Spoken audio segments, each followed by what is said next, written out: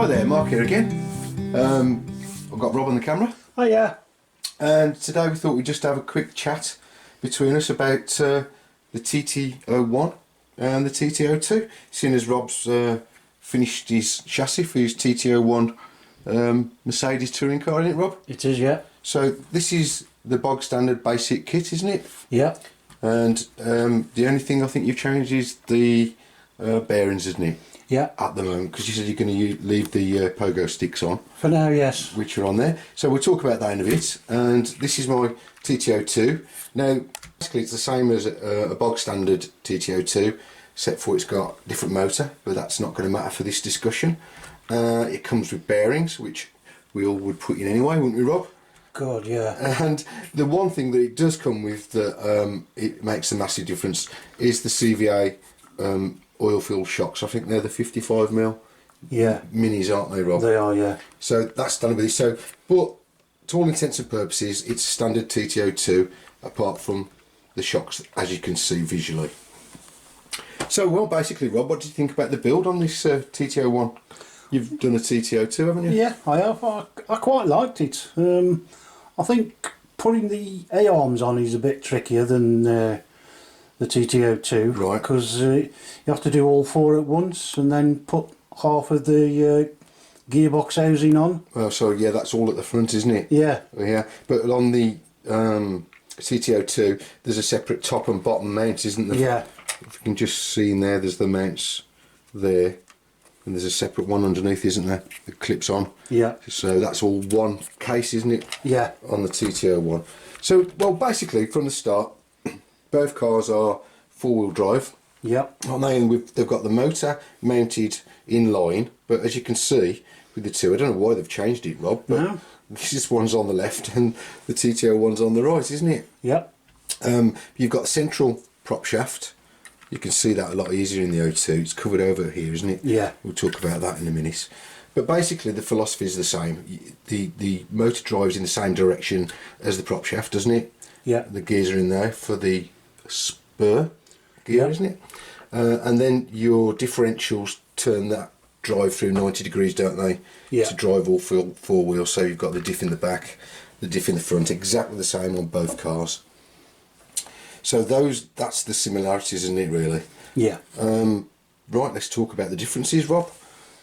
First things first, I think you can see it's the design of the wishbones or the A-arms. The suspension's quite different visually, isn't it? Yes.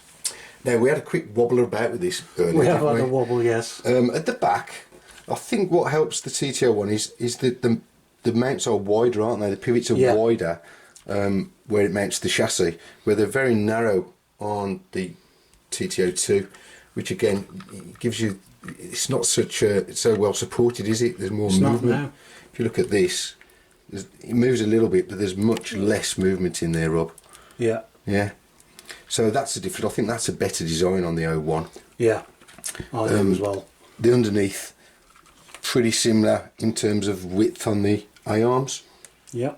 The front's got a similar design with this strange, what would you call this, Rob? It's like a knuckle that goes through the centre of the A-arms. For the kingpins. Yeah, so basically with the kingpins, you have a combined up and down and sideways movement, haven't you, all in these joints, which I don't really like. I don't, but the ones on the TT01 do seem to squidge a bit, so the tighter you tighten the screw, the closer the the less fit. play you get, and then tighten it too much and you don't get any play, but then it doesn't move either. Well, we can see that here. If I grab hold of your wheels and move them in and out, you can see the movement there. There's a bit of movement in the arms because this is plastic on plastic, isn't it? The pivots, same as the TT02, so that's no different. But yeah, there's not much play in that. Let's have a look at the TT02. Straight away, look at that. There's so much more slop in that setup. You can see in the steering, we'll talk about that in a second. And it just doesn't matter how tight you tighten. No, look at that. Kingpin screw, does it? No, I'm not a fan of that design. No. I have got the TT02 Type S, which has got completely different suspension setup, hasn't it, Rob? Yeah. It's all metal pins. It gets rid of this, and it is so much better. But then it is a more expensive kit. Yeah. And these are, let's face it, entry-level kits, aren't they? They are, yeah. But as far as this comparison goes, we both agree, don't we, that the TT01 does seem a lot tighter. Yeah. Much less slop. The steering again, it's the same type of design, isn't it? You've got your steering arms, you've got these two pivots here, and then you've got a bridge. You can see it clearer on this because this has got that brace on, but so there's your arms, you've got your pivots here, and then you've got a bridge over the top. Now, as we've spoke about before this, Rob, the difference between these two, and again, the TT01's better, isn't it, in this respect? I think so, yeah. These are step screws, aren't they? They are. All these are step screws, so the pivot in here is plastic on to the screw, and as you can see, it moves quite a lot.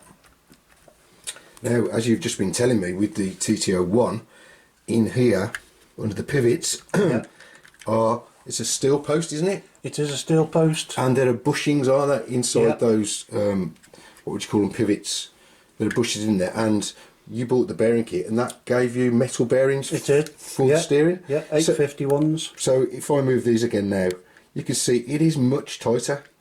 Yeah. The actual steering itself, compared to this one here, is quite a lot tighter. So we do like that, don't we, Rob? I do, yes.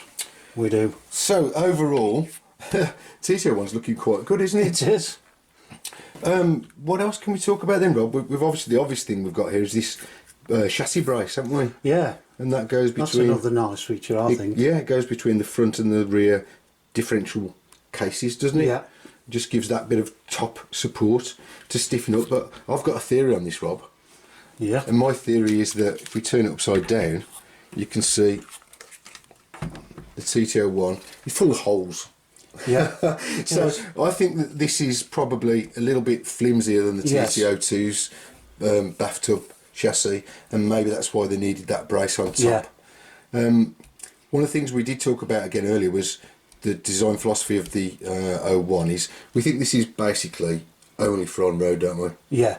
I mean, if you look at all the holes in it, and you've got like the vent for the motor, which again is good for cooling, isn't it? You can see the hole there where air can get into the actual motor itself. You wouldn't really want that when you're running in gravel, would you? Not really, no. So a bit of gravel goes flying in there. So yeah, that's one of the reasons we think it's for on-road only. I haven't seen this offered with an off-road body or an off-road shell. Have you ever on-road? No, not that I can remember. Well, we've got them upside. Yeah, that's right. They do the trucks as well on this one, don't they? While they're upside down, let's have a look at this design again. On the TT02, you can see the chassis extends from front to back, and you can see here, this is where the differential mounts, front and back. But on the TT01, underneath these covers that you can't see, here's the diff cover itself, and that fits on from the front and the back, doesn't it? Yeah. Whereas on the TT02, it's integral with the chassis, and the diff cover just bolts down into that, doesn't it? Yeah. Again, makes it a lot easier if you want to do any adjustments to this suspension. You can take this off the front, whereas if you do it on the TT01, the whole diff case and the diff has to come out, doesn't it? It does, yeah. So that is a downside for this design, in terms of accessibility anyway.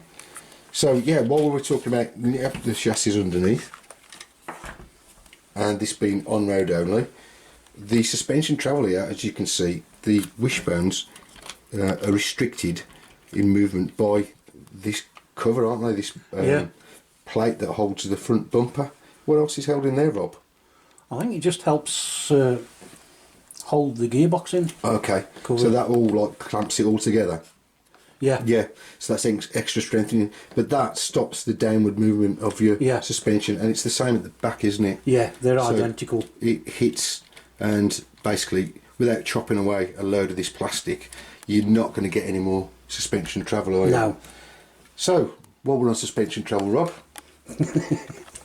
let's get them the right way around. So, we measured earlier, as you can probably see, I can't really get my hand under that. This is 10mm ground clearance, isn't it? It was 10mm, we measured it. And TT02, this is standard. I haven't changed any of the settings. I haven't adjusted any of the wishbones or anything. And yeah, fingers go under there. That was 14 or 15? 14 from memory. 9, 14 or 15. Yeah. And just to show the versatility of the TT02, this is Rob's Lancia, set up for off-road, isn't it? It is. And look at that. We've got 25mm, so you can get loads more ground clearance with the TT02 if that's what you want to do. So it's a bit of a jack of all trades, isn't it? Yeah. So in standard form it's set low like this. You could drop it lower by changing the settings of the shocks if you wanted to, but that gives you 14 or 15mm, but this is definitely on road. And to be honest with you, nice and low to the ground is what you want, isn't it, Rob? It is, yeah. So that's that. Looking at the shocks, they mount quite differently, don't they? They do. I know that there are 2 mounting points on your TT01. Yeah. There are also 2 on the TT02, but they're very close together, whereas these are quite further apart, aren't they? Yeah. And the shocks are much more upright. Anyone that knows me knows that I like my shocks to be upright, like they should That's be. why I put them there. The manual said put them on the inside ones. But like you say, we are friction shocks, like you get standard with a basic kit on the TT02. Got to say that, but just a quick show of why you need to change these shocks. If anyone doesn't think that it's worth spending another 25 quid on upgrading, this is a quick bounce test. Are you ready, Rob? Yeah. So that's your friction shocks. This is the basic CVA shocks. Don't need to do that again, do I? No. Oh, go on then. Just satisfied. It doesn't move. So you imagine hitting a bump as you're going along, you hit a little stone, the whole car's going to jump around, isn't it? So well worth upgrading those. But as I say, in the standard kit, they're the same on both cars anyway. Yeah. Okay, so one of the good things to mention about the TT01 and the TT02 is they are identical wheelbase. And the nice people at Tamiya have also put the body posts in exactly the same place, haven't they, Rob? Yeah. So, as you can see, it came with the TT02. Perfect fit, obviously.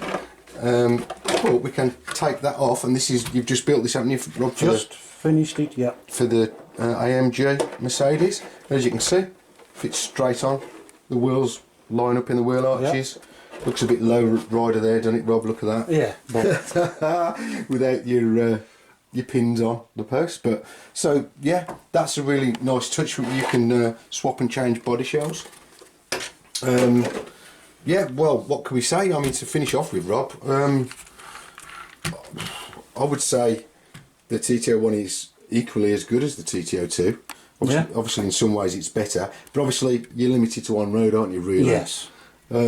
I would say the TT02 is a much more of an all-rounder, and I think that's how Tamiya have designed it, because there's a buggy version as well, isn't there? There is, yeah. There's the Type S, there's the Type D, there's the Type R. So this is much more of an all-round thing. To be honest with you guys, I don't think you could go wrong. If you want an on-road car, I don't think it matters which one you go for, really, do you? No. But like I say, if you're looking for one of these kits, bear in mind what we've talked about. You can see there are slight differences, and Rob and myself are going to have fun checking out just how this new one does go, aren't we? We are, certainly. Against the TT02. So yeah, any questions, guys, drop them in the comments. It's been fun chatting with you, Rob. And you, sir. And I hope everyone out there take care, and hope to see you next time. Sneak peek, sneak peek, sneak peek. See ya. See ya.